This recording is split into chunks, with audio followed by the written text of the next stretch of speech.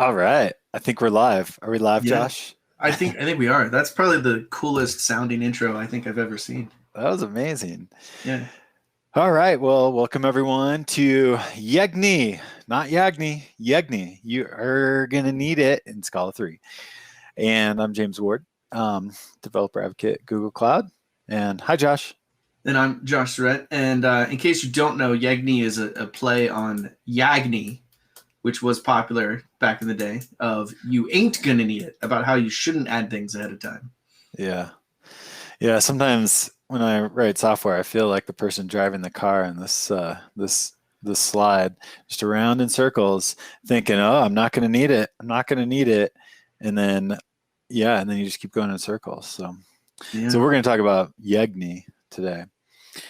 So, let's see. What we're going to talk about is how a lot of times in software, we have this kind of statement that is, oh, it's too hard to do the right thing. I know I should probably do that, but you know, I ain't gonna need it right now. I might need it later, and it's kind of just too hard to do it right now. And so we put off some things till later. So what Josh and I are going to talk about is some things that you should just do now. You should just do them right up front, and so that when you do need them, they're there for you.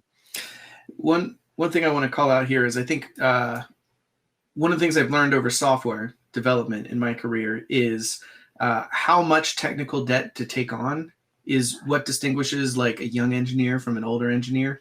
And there are things that you learn over time that if you don't pay them up front, they will cost you a lot later. And there are things that you learn that you thought were really important up front that you can actually build later, and it's totally fine.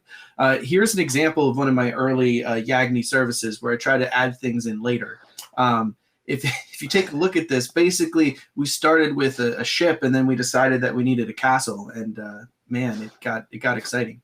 Got a little crazy. Yeah. Josh, I forgot to ask you who the photo credits for this. Oh, this is from Howl's Moving Castle. Yeah, it's a great anime movie. Castle. Yeah. Sorry. Awesome. Yeah. So what we don't want in software is where we just build this flying castle thing, and it just gets kind of messy. Okay. So let's talk about the first one, and this is something that's new in Scala 3 and that I love. So the statement that you may make with YAGNI is, the equals that takes an object, that's fine. Well, turns out in Scala 3, we actually can avoid this. We can avoid this thing that is convenient but really too dangerous. And we can do this by using strict equality in Scala 3. And so I highly recommend, if you are in Scala 3, to turn this on. You can turn it on different ways. You can turn it on to just a specific file with an import, or you can turn it on with a Scala compile option there as well. And so if you can, turn it on for everything with that compile setting.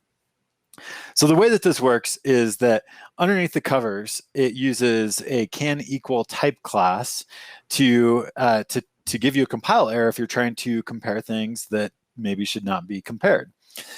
Underneath the covers, the equality is still performed by the equals there, but you can't actually, through the Scala compiler, run that equals if you don't have the type class that's required to compare two things. And Scala 3 provides a bunch of out-of-the-box can equal instances, and then you can easily derive some. What I miss on that, Josh? You want to show a motivating example for us? Yeah, let's do it. Yeah.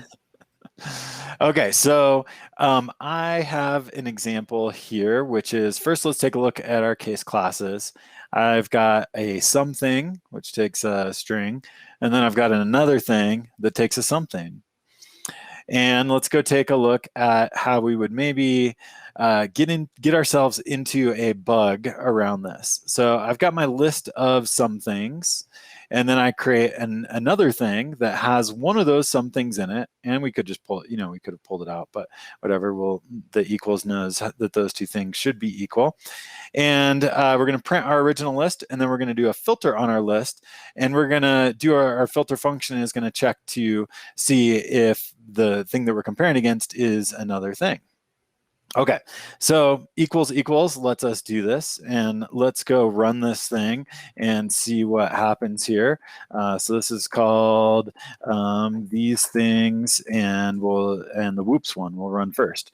So you'll see that sure enough, you may have noticed the bug already, but we are comparing another thing with a something, and those two things are not equal. And so our filter is an empty list when we were really hoping to get a list with just that something of foo.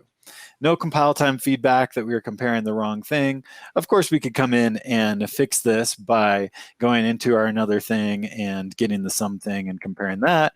And if we run this thing again, then we'll get the behavior that we were looking for. But you can, get into some not fun bugs in your code just because of this universal equality. So now let's take a look at the Scala 3 example where I have enabled strict equality, same setup with my list of things and my another thing. And now, in order to compare two things, I need to have this can equal type class that tells it that we can compare two different things. We could even create a can equal for something and another thing if we did want to have some way to compare those. But in this case, we just derive that type class. And now, if we go back and run this one, this is going to be our these things safe. Then we get the behavior that we want. But if we were back in the situation where we were comparing things that we shouldn't be comparing, and we try to run this thing, then you'll see I actually get a compile error where the compiler says, "Hey, you can't compare something with another thing," and so we would need to either provide the type class for that or fix the bug. So I wanted to throw this one in just because I really like this feature in Scala 3, and I think it's something that total YEGNI. You should just enable this in Scala 3 to avoid a whole class of bugs there. And if you need an example for why this is important, just go read the first 10 principles in effective Java around equalities and hash code and how the design of Scala's can equal and equal kind of classes to deal with inheritance-based equality, just how painful equality is in general in Java. Yes, we want this nice equal operator, but we should be very clear when it's safe to use. And this gives you all the tools to kind of do that and get good error messages. And I think the key is good error messages. Yeah, definitely. And compile errors when we are doing what we're not actually intending to do. Tell us a little bit about hashcode, Josh, and how this may relate to hashcode. Because when I was working on this example, I originally, instead of doing a filter, I was doing a .distinct and trying to use distinct as the simple example. But I learned that distinct does not actually use the equals function underneath the covers, and so it actually uses, I think, the hash code underneath the covers for that. But tell us, does this have any bearing on hash code stuff too? Yeah, so effectively, anytime you want to allow equals on something, anytime you create one of these type classes, right, to say that you can compare these two things as equal, you should always follow the standard Java practices of I provide an equals method and I provide a hash code method. So you're still going to run into issues, even with the universal equality of, say, I put two things into a set and I didn't provide the right hash code. And so I might run into issues where things look like they're the same or they look different, but they're not. And that's because hash code is this notion that I can turn a thing into an integer, right? Or some kind of an integer, and use that integer as a proxy for the thing in 80% of the cases. So if you're going to do equality, always do hash code, because if you don't do them at the same time, then you will wind up with things not landing on the same integer that should. Awesome. Okay, so that's your first example for YEGNI. Now we're going to get into some more interesting stuff. I wanted to throw that one in because I think that's pretty awesome in Scala 3. Yeah. So the next statement we sometimes make with our programs is, "Oh, that will never fail." And of course, that's where a lot of production bugs come from, is when we assume that something can't fail, and then for whatever reason, it fails. And so where we wanted to go next with YEGNI is dealing with errors in more sensible, better way. And so the thing that I really like lately is one term for it is BifunctorIO, which what that means is that we take something that can return either an error or a value, and we put that into a type wrapper, and that allows us to have much more kind of explicit handling of the error, the possible errors, the possible things that can go wrong. And so what this is kind of like, in some ways, is like checked exceptions. But checked exceptions were so painful, and they really, we in the Java world, we just started avoiding checked exceptions because they were too painful to deal with. And so but it's not that it was a bad idea. It's just that there was too much boilerplate, too much rigmarole that we had to do in our code to deal with things that can go wrong. And so then what happened was a lot of Java APIs just stopped using checked exceptions. And then we get all these hidden exceptions where now we no longer know what possible ways something can fail. And so what BifunctorIO is that it uses Scala inference to make a much better programming, much better, much easier programming model around dealing with errors and knowing when we potentially can recover from something, and the ways that we can recover.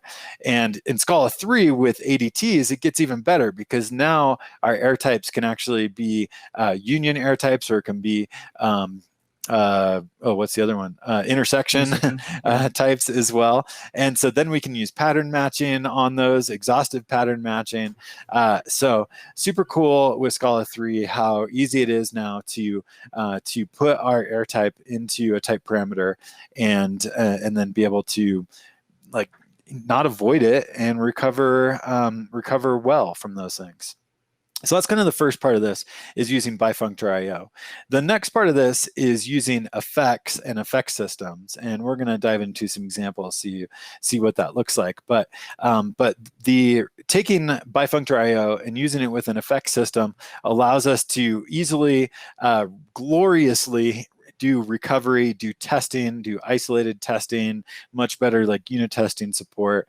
And then the effect system also can decouple us from the actual execution of the effects, because the effects are just the description of what should happen. It's not actually running the thing. It's the effect system that actually runs the thing. And so we're going to be using Scala Zio today, and Scala Zio uses a fiber-based model for its execution, which can do some pretty cool things underneath the covers when it actually runs our effects. And then with Zio, Zio, one of the great things that it does is it combined into BifunctorIO something that's kind of like dependency injection. I put that in, I should have really made those quotes like real air quotes, because it's not really dependency injection, but it feels like it. Yeah. I would argue it is. And like, honestly, I never thought that it would be 2020 something and I would be talking about dependency injection in Scala. But it's pretty powerful, and yeah, it's pretty nice, and we're going to showcase some pieces of it. Yeah, so let's actually jump into some code. So I'm going to start out with just a really simple Scala application here, and this one is called It Won't Fail. So this is just an example of something that there's no way. All I'm doing is println. Like, there's no way that thing can fail. Josh, what do you think is going to happen when I run this thing? I think it's going to fail because you said there's no way it will. And sure enough, yeah. Oh man. So I was all I did was a println, but my output stream, the write method on it, threw an exception, and so this is actually true of an output stream that write throws an IO exception, or no, yes, I will throw an IO exception, but you'll see my exception is an exception on an IO exception, and this is because print stream, what gets used by default when you do a println, that actually takes all the IO exceptions and hides them all. And so print stream.write actually doesn't throw an IO exception, but the underlying output stream can. And so I made an exception so that I could show that, sure enough, writing to an output stream can fail, and I'll go show you how that actually happened here. So I've got my console, and I've got my bad output stream, which throws an exception, and what anywhere in your code could overwrite the output stream that system.out is using. And so in this case, I set it that output stream to my bad output stream. So now anytime we call println, it's going to throw an exception. Okay, so that one, the unfortunate thing about this is that there's no like way in the type system to know that, hey, println can fail, and you maybe should think about what you want to do if something fails. And so this is where we want to show, bring in some Scala ZIO stuff, where Scala ZIO has a put_strlen. So this is a wrapper around put string. And this is a wrapper that I created around the println, the Scala console println, because I wanted it to actually have this error handling capability. And actually, Josh, I forgot, we switched to ZIO 108, which now actually does produce an IO exception. So we could have actually, I think, used the new version of that, but I had to just create my own. So I worked with the ZIO team, and we actually now are exposing IO exceptions that can happen on put_strlen. Anywho, if we run this one now, let's go run the it won't fail Z1. So if we run this one, you'll see, oh, it did fail. So it did fail, and that was actually totally expected. So I've got my put_strlen, which is an effect, and just a value there, which is ZIO. And then I take my ZIO and I call .exit code on it. And .exit code says, hey, if there's an error, then we're going to return an exit code that is non-zero and print out to standard error the actual error. But the nice thing is that the possibility that this can fail is that information is on the ZIO. And so then if I did want to handle that possible error, I can handle it in a variety of different ways. Maybe there's some way that I can recover from it.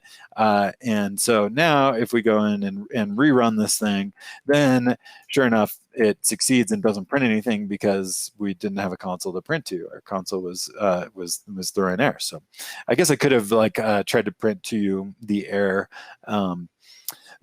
error output stream instead, or something like that. But so the nice thing was that I was able to know that this thing possibly can fail and be able to decide how I want to handle that. What else on that, Josh?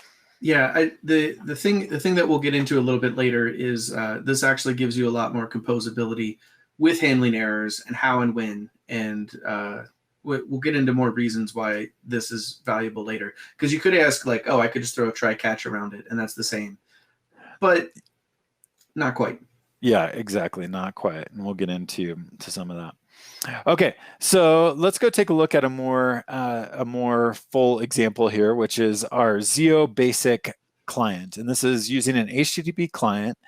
And so what we want to do is make an HTTP client request, and that's definitely something that can fail, and then get the response and print that out to the console, which in this case is going to work. So hopefully we'll see some output there. We can showcase dependency injection here too. Yes. If you take a look at this code, you'll see we have explicitly declared our dependencies. We're using the most verbose syntax, so it's as clear as possible, that we're relying on an HTTP client, we're relying on telemetry, which we'll talk about later, we're relying on blocking ability, like the ability to block threads, and we're relying on console output. And then if you look at Peel 1 and Peel 2, each one of these is where we inject our dependencies. So in one of them, we're injecting the HTTP client, and in the other one, we're injecting some telemetry. And you can compose these things and define your effects and kind of blend it all together in one magical kind of syntax where you can piecemeal do stuff. It's pretty nice. Yeah. It is nice, yeah, to be able to use this dependency injection style. And though the people may be wondering, what about blocking in console? Where do those come from? Those actually come from the default Zio runner. So those are provided by this Zio app here that we're using, and the run method is able to pull those out of the environment, or provides those environment pieces to this program. So one of the cool things about effects is that we can, this doesn't do anything. Like there's no operation that's actually happening when we create this value. It's only when we take this value and run it in some way with the effect system that it's actually going to perform some action. And so this allows us to do much easier testing of these different individual pieces, and that sort of thing. And then, so we're using the HTTP client, we're doing the send, and the send is something that can fail with an IO exception and returns an HTTP response body. I don't know if IntelliJ is not super awesome yet on Scala 3, so it's not telling us the right information, but what we can get back, the value that we get back out of this thing when we do the HTTP client send is an HTTP response, and so that's how I get that out. And then if that Zio succeeded, we go on to the next one, which is the put Sterling. So that's our kind of basic example of the HTTP client. We're gonna not run this one, but we'll see how this all starts to come together in a little bit. So there's our basic effects and effect systems. Now let's go on to a basic HTTP server. Josh, which client and server are we using here for these? As is the case for every talk that we've ever given at Scala Days, recently we have written our own HTTP client and server. Of course we have. Of course. We love to write our own HTTP clients and servers. So I mean, who hasn't, really? That's right. And that was fun.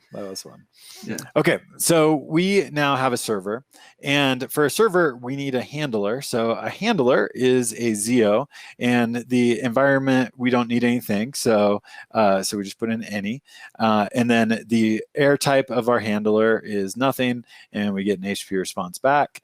And so what we're going to do is just do a Zio succeed, return an HTTP response of hello world. And then we can start this server, port 8080, create our handler. Oh, we forgot to do the arrow assignment on that one. It looks cleaner with the arrow, but anywho. Okay, so we have a server, and we have a slash handler that just responds with hello world. So that's our basic Zio server.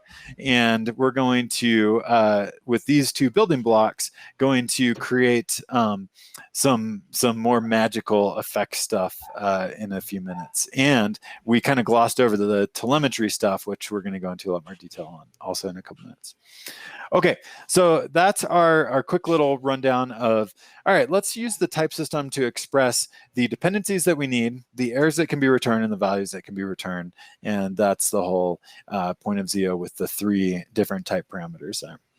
And what really makes it nice is Scala's inference in 3 is so much better than 2. I mean, it's almost like you're flying, like compared to walking. Like that's how much of a change it feels like coming into Scala 3. Anyway.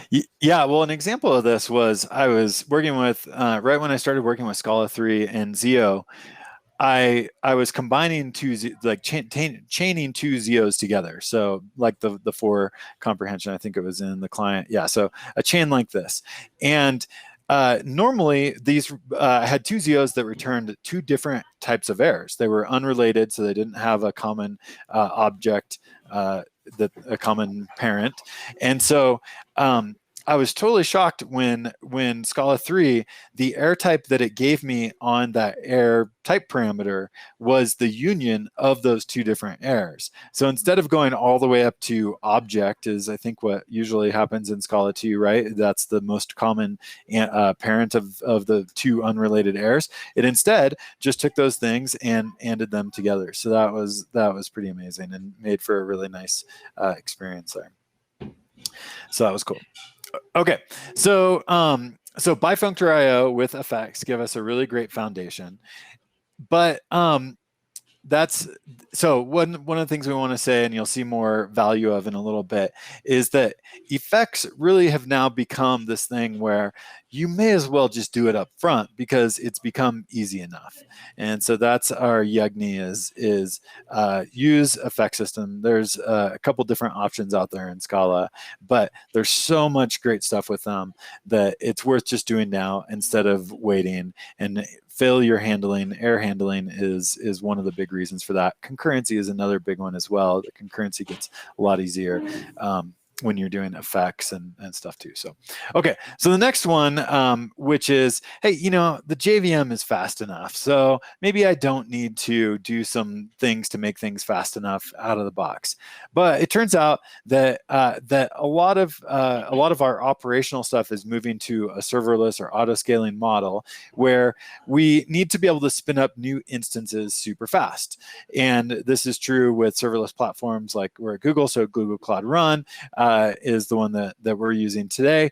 And it scales down to 0, and then it'll start scaling up as requests come in and scaling up, you know, adding more instances as necessary to handle those requests. And it can handle, you can set how many concurrent requests you want it to be able to handle. But if you want to be able to scale up, you have something that's like a user in the user path, you don't want them just sitting there waiting for your server to start up and the JVM overhead. And so doing ahead of time compilation with GraalVM Native Image has become a great way to overcome the challenge of long startup times. And so it'll take a program and ahead of time compile it, and then you'll get really like millisecond startup time. I think, what did we figure out? How long does our web server we're going to show in a little bit, how long does it take to start? It was like 12 milliseconds or something. Yeah, like something ridiculous. Somewhere between 8 and 14. Yeah. Yeah. So, so being able to take a program, do ahead of time compilation with GraalVM Native Image is super awesome. But there's some challenges to this because when you do dynamic stuff at runtime, then it's hard to ahead of time compile that dynamic stuff. And so if you're doing reflection, that can be challenging. And in GraalVM, they have a way to do reflection. You just have to declare all of your reflection points. And that can be really challenging if you're doing a lot of reflection. And there is a tool that you can use, an agent that you can run your JVM application with that will generate the reflection configuration that you need. So it certainly is possible to do reflection, but if you're doing functional programming, you're using macros and type classes, all the stuff that is compile time, then it's a whole lot better for ahead of time compilation. Yeah, and with Scala Inline, there's way more things you're doing in the compiler and way less reflection you're doing at runtime. So it's just, Scala 3 makes it a lot easier. Yes, it's awesome. Okay, so I want to show you how we did the ahead of time compilation with GraalVM Native Image for a server that we have. So this is our slow server. So I have a handler here, and what it does is it uses this this next int between, and next int between is something that relies on the random service. Random is an effect, and so Zio has a way to provide the random service in a way that we can essentially get the random service out of the dependency injection context and then be able to call the next int between.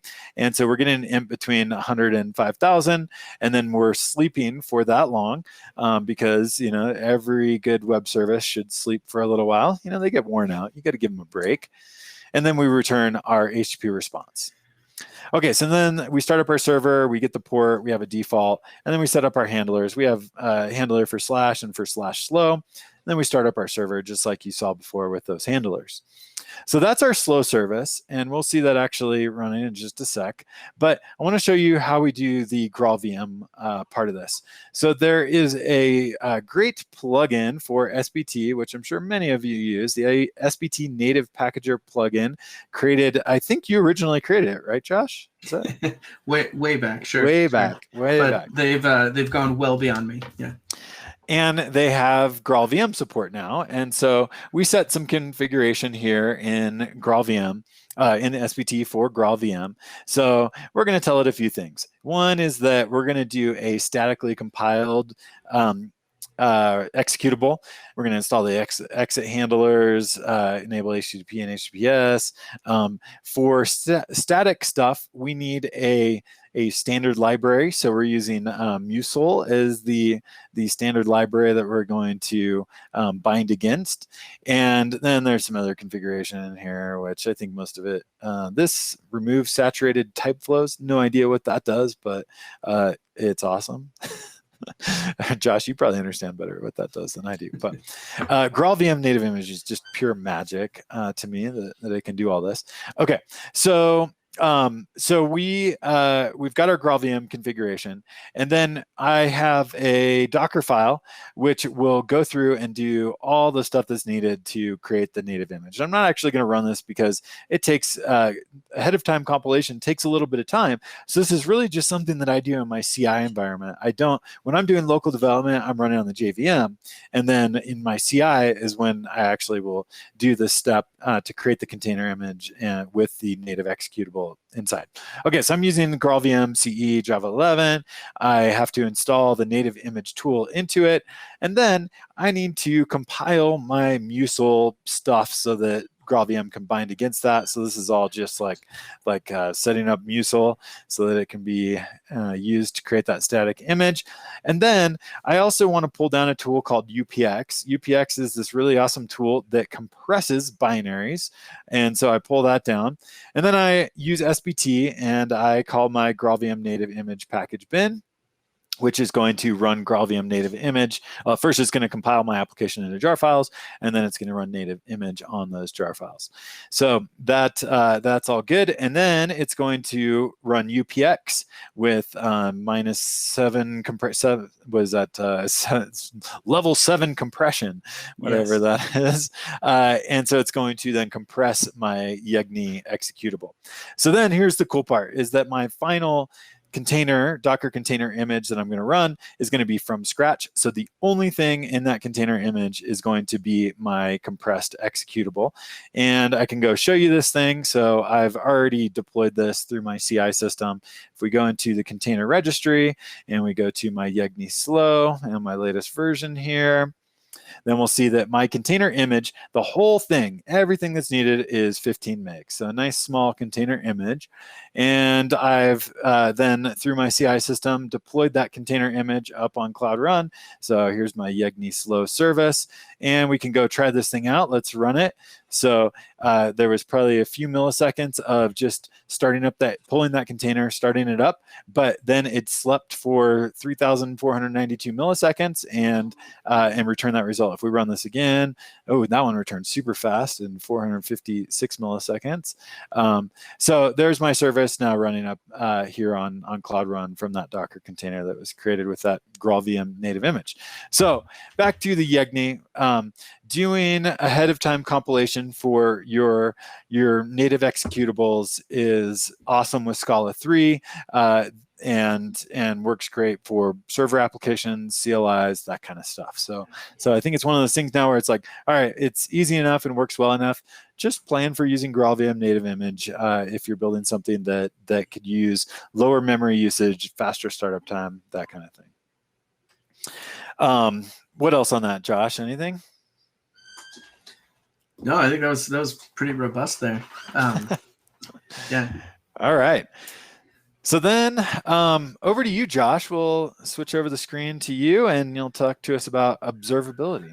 Yeah. Okay. So the other thing that kind of happens is we say, oh, we'll add observability to our system when we need it. And I'm going to talk through a little bit about what observability is with a story.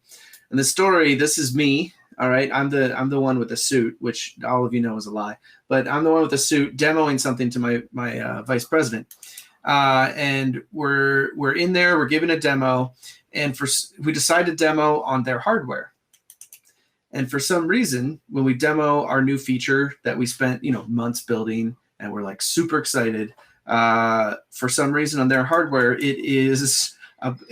Every single thing that they try to do takes an extra 5 seconds compared to anything we've seen in the past. And we're like, why? Like, what happened? How, and we're trying to talk about all the features and the power and like what we can do. And the only thing that the VP's focused on is, why is this taking 5 seconds? why?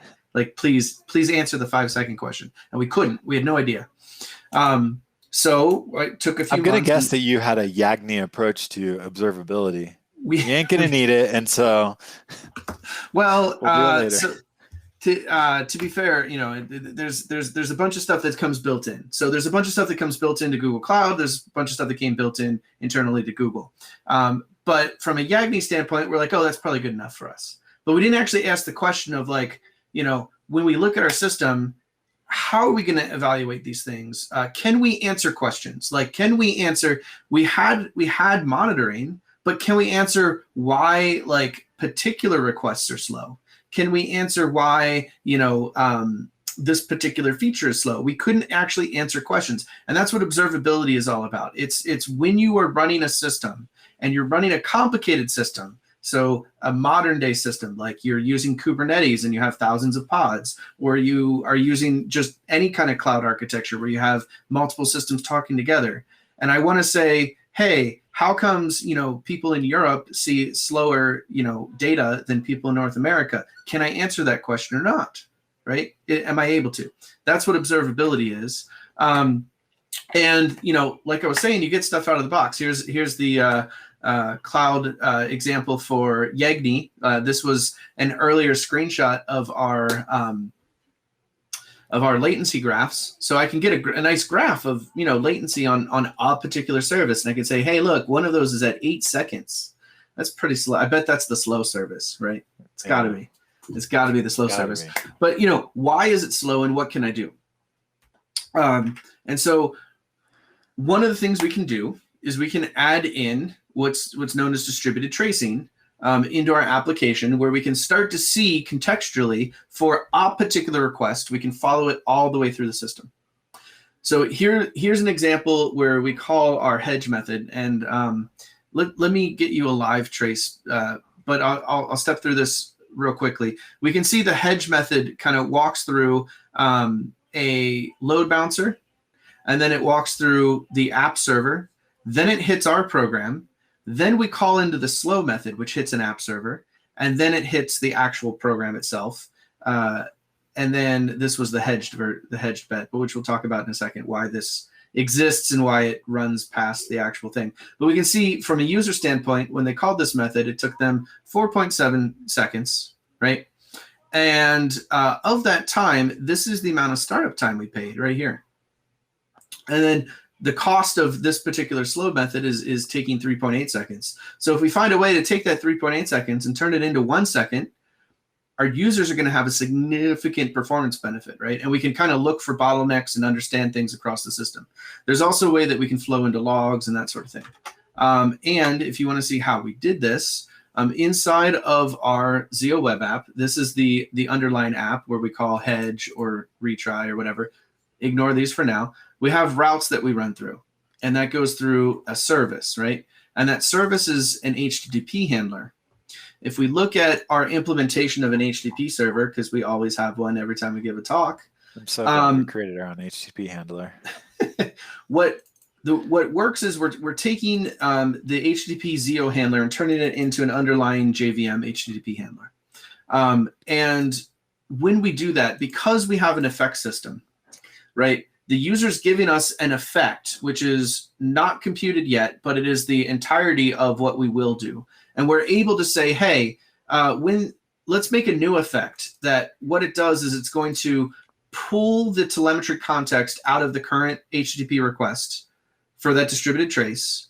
Then I'm going to generate a new span. Those are those timing things where I say this is how long a method took. And that span is going to wrap this effect, where I'm literally going to time, this effect. I'm going to time how long the effect takes from start to finish, and I'm going to add that into my piece of data. And we can actually write one of these spans for any possible effect. We can give them names, we can time them, because they're already composable chunks that we can reuse and name.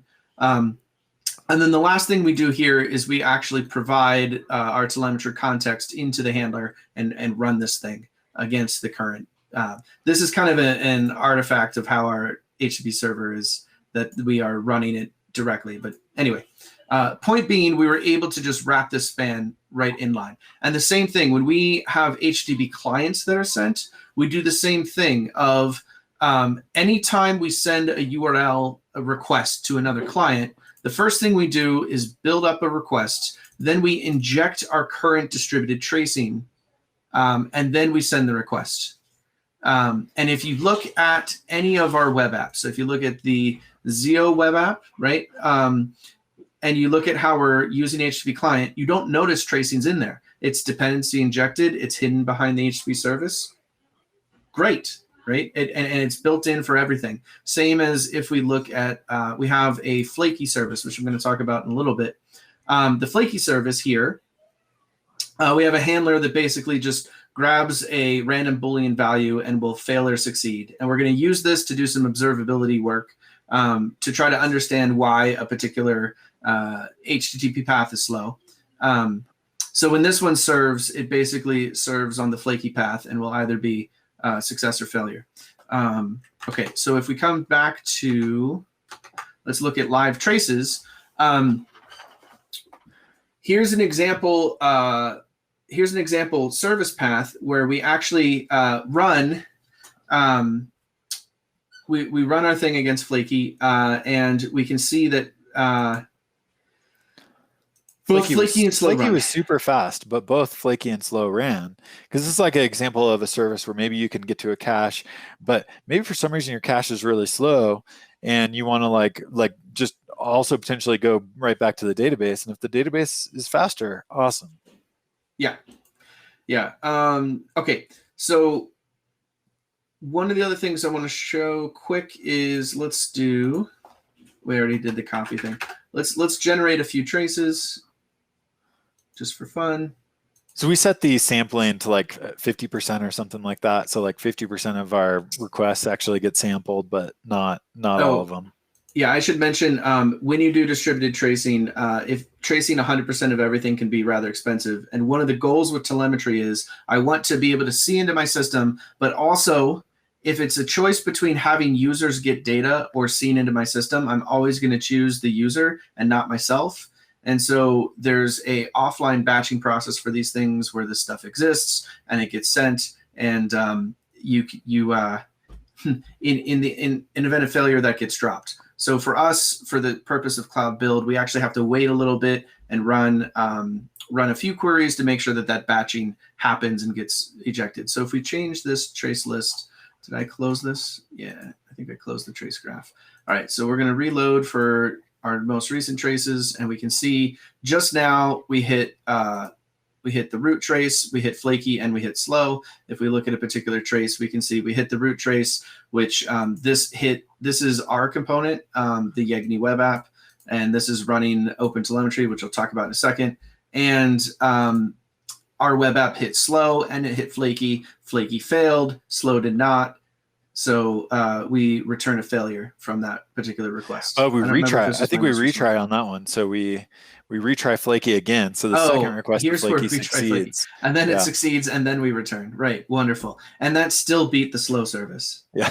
Oh, okay, but we'll talk about retries and all that kind of stuff in a little bit. Mostly right here, we're talking about the observability we have into the system, right? We actually see that when we hit our load balancer, and our load balancer needs to spin up a new service, a new cloud run service to handle things, we have a huge amount of time for that to happen. And that's one of the reasons why startup time can be really important if you're using serverless, is because you have this lead time here that you have to figure out a way to account for. Right, you don't want all your users to hit that.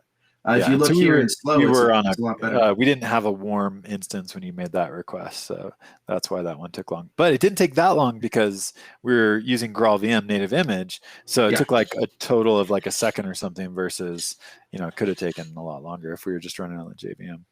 Yeah.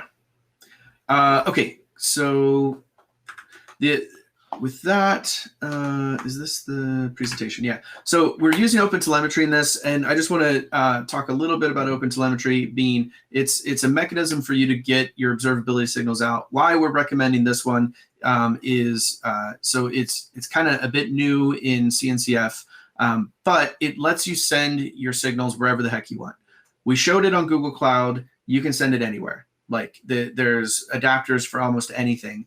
And it's starting to become like the de facto standard for traces. And it builds other observability signals on top of traces that you can send to Prometheus. You can send it to, you know, whatever vendor of choice you want. It's pretty darn good. If you want to look in our example code at the end, it was about 100 lines of code for us to make an HTTP server, and then another 100 to add in a bunch of traces and things. Cool. All right, let's talk about the next thing that you think about possibly too late, which is adding retries and dealing with failures and dealing with fallbacks and dealing with hedging, which we'll talk about, is going to be so easy. I can just do it on demand when I notice that I have failures, right? Right. And yeah. Yeah. Well, yeah, in my experience, it's there's some of these things are easy and some of these things get really, really hard. But because of some of the decisions we made so far in the talk, this actually isn't going to be too hard. But let's talk a little bit about retries and races. So a retry is about how do I recover failures? If I'm in a flow with a user, right, and I try to hit a service and that service is down, there could be many reasons that service didn't work. It could be maybe it was busy with garbage collection. Maybe somebody was upgrading it to a new version. Maybe it's actually a failure. Maybe my network went down just temporarily. Maybe I hit a load balancer and the node that I hit is down, but there's another live node, right? There's a lot of things where retry can actually help you limp past failures. And so how do I just simply retry a particular request to try to make it happen, right? There's another technique we can use called racing. This is where you have two different ways to service what a user wants. And I can go down one path or another path. And one of them might be faster, but a kind of aggressive and likely to fail. And the other one might be kind of longer, but more stable. And so you can actually do both at the same time by racing two things against each other. And there's a few cases that I've seen where this works well. If I'm creating a result page for a user where I'm answering a question they have, and there's various components on that page, it's possible that I can basically race the main component with a bunch of optional awesome add-on components. And if those add-on components don't show up, that's fine. I just don't show that data. I'll show the main piece of data, right? There's also with caching, I can optimistically hit my cache and then also hit my backend. And if the cache returns with a hit and the value, I return that immediately. And then my backend will come back sometime later, right? With racing, there's an issue where it can actually increase service load. Let's take a look at our application again. We have this flaky service that I showed you before, which is designed to be flaky so we can showcase this. And then if we look at that main web app that we were hitting, that HTTP handle, when we call flaky, one of the things built in to most effect systems, and Zio specifically, is just a simple retry. So in this case, we're going to retry grabbing our data 5 times. That's quite aggressive, but it's okay because it's fast, right?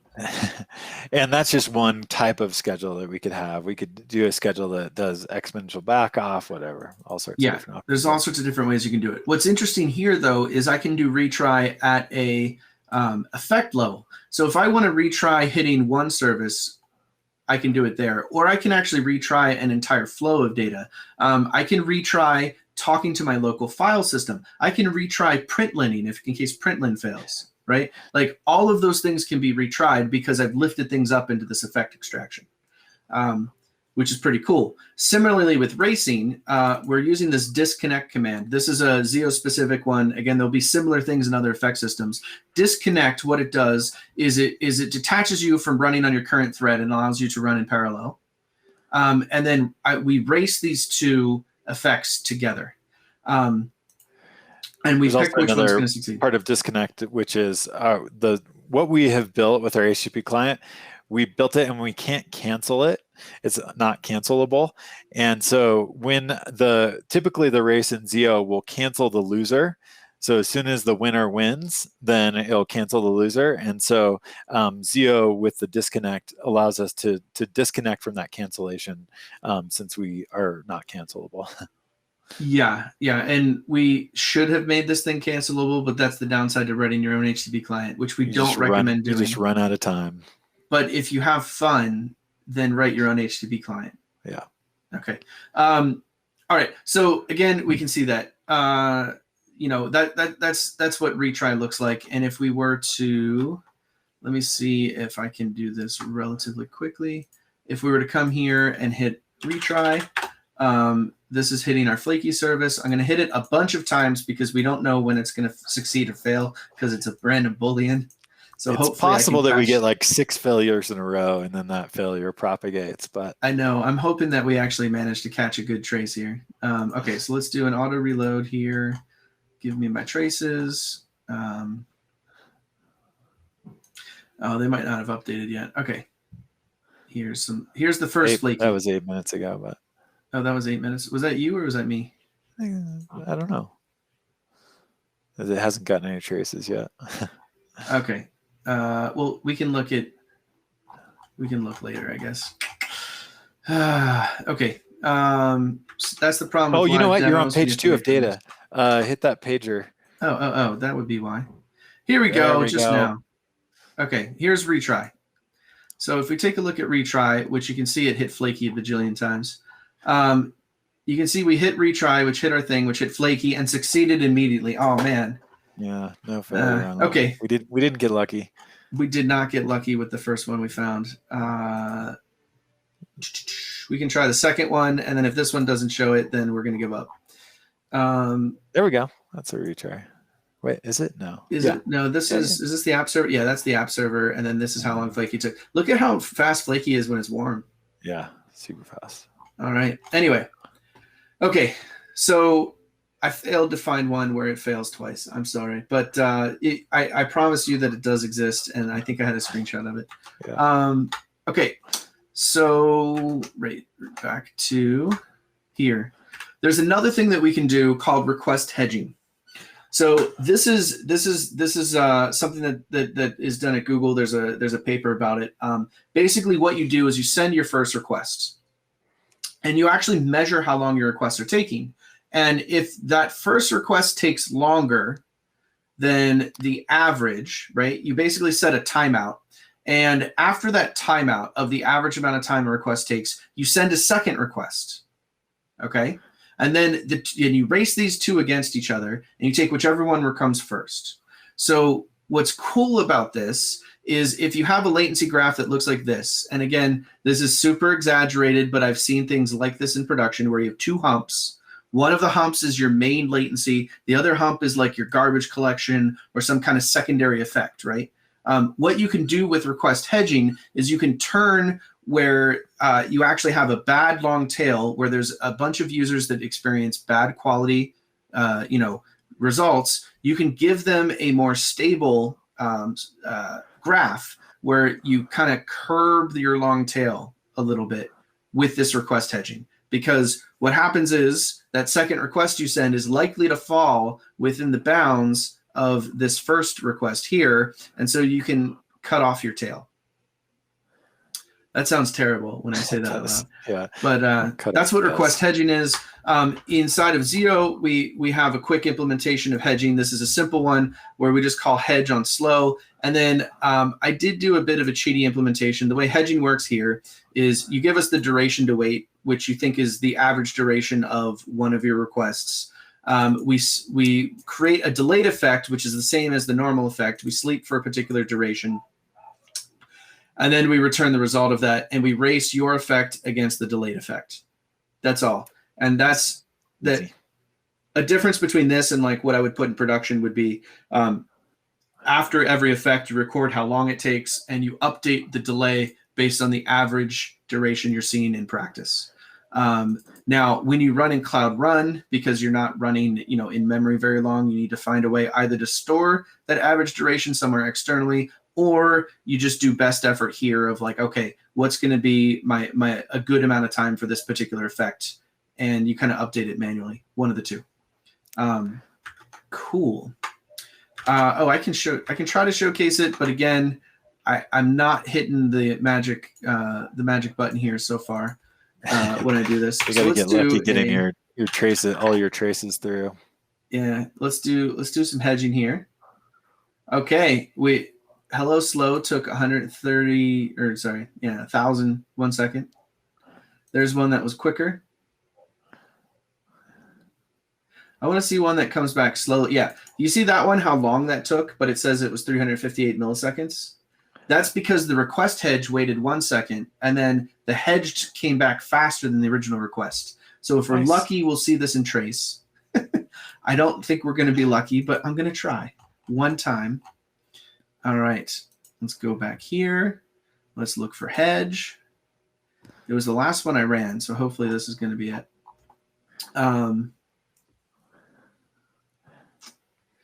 Well, this was not the right one, but you can see what happens here is where the hedge request is kicked off because we're still in the middle of HTTP handling, but we've already had the first request respond, and so your hedging continues. Now, if, like James said, we had cancellation working, this second request would not have kicked off at all, and we wouldn't have quite the same load on our machine. But the benefit of request hedging when implemented properly, unlike our HTTP server, is you end up paying only a fraction of the cost of sending 2 requests, but you get a lot of the benefit of curbing your tail.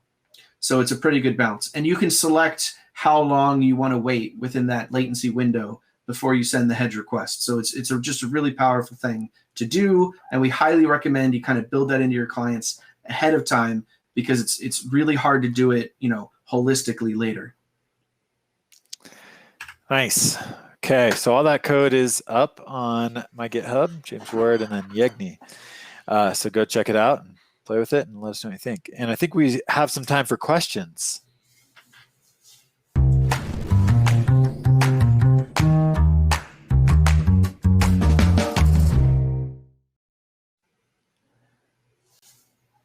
Awesome. Thanks so much. We are cutting it a little short here on question time, but we do have a few. So we'll get started. I can see why macros are good for AOT, but why FP in general, why is it also good for that? Yeah. So I think that usually with FP, we're not doing like the magic that a lot of Java stuff is doing at runtime, whether reflection or whatever. Like reflection is kind of an anti-pattern in the FP world because it's not pure, not doesn't have referential transparency, and so so usually when we do FP, just makes it so that ahead of time compilation can happen. What else to add to that, Josh? Yeah, I think the key there is just around the lack of reflection in a lot of FP code. In a lot of FP, people are explicitly defining types.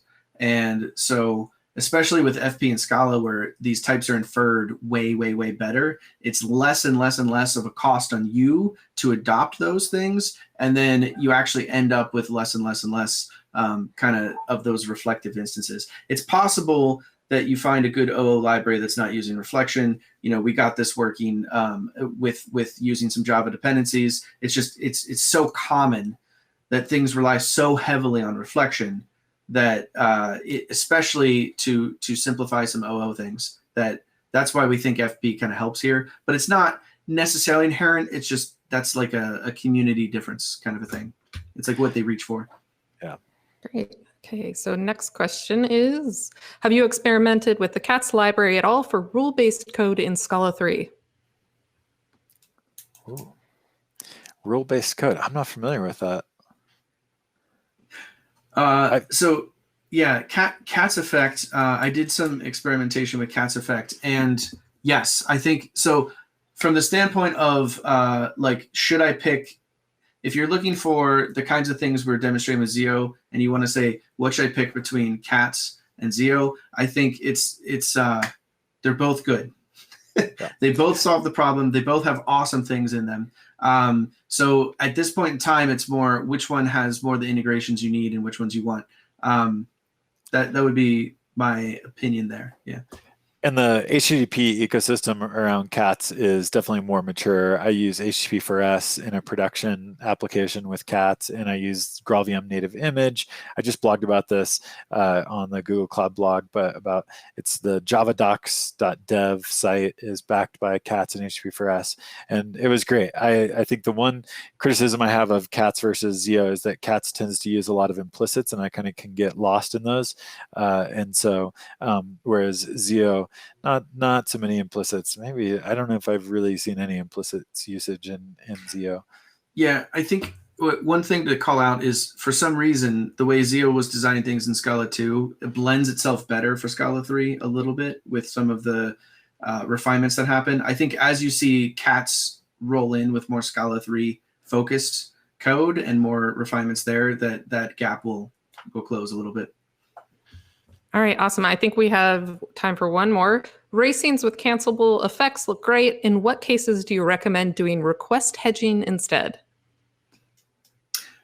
Okay, that's a great question. So effectively, if you do racing with cancelable, you're actually taking on twice the load of just calling one service. Request hedging is where is that balance of I can't handle sending duplicate requests all the time, and I have a terrible 99th percentile that I want to deal with. So it gives you this mechanism that is a more performant way of solving that long tail problem, right? So I want to make sure I have consistent service, and I can't afford to send 2 requests all the time. So it's just the cheaper option. Yeah, if you want to just do racing, you're going to make multiple requests every time. If you do hedging, then hopefully a lot of your requests are not going to actually do the race that they're going to complete within the allotted your normal amount of time, and so then they're not going to have to make that second request. So, but because a hedge is really just a kind of a delayed race in a way. Yeah, and you can select when the hedging happens, so you can go all the way down to just 10% extra overhead, versus always racing is 100% overhead. Yeah. Great questions. Yeah. Cool. Is that it? Thought that my computer blacked out all of a sudden. Oh no. So great. Thank you both so much. There are a couple more questions in the Q&A chat, if you don't mind popping in there and answering them directly. Okay. Otherwise, thanks so much. The talk was super interesting, and have a good rest of your day. Great. Thanks everybody for joining us. Cheers.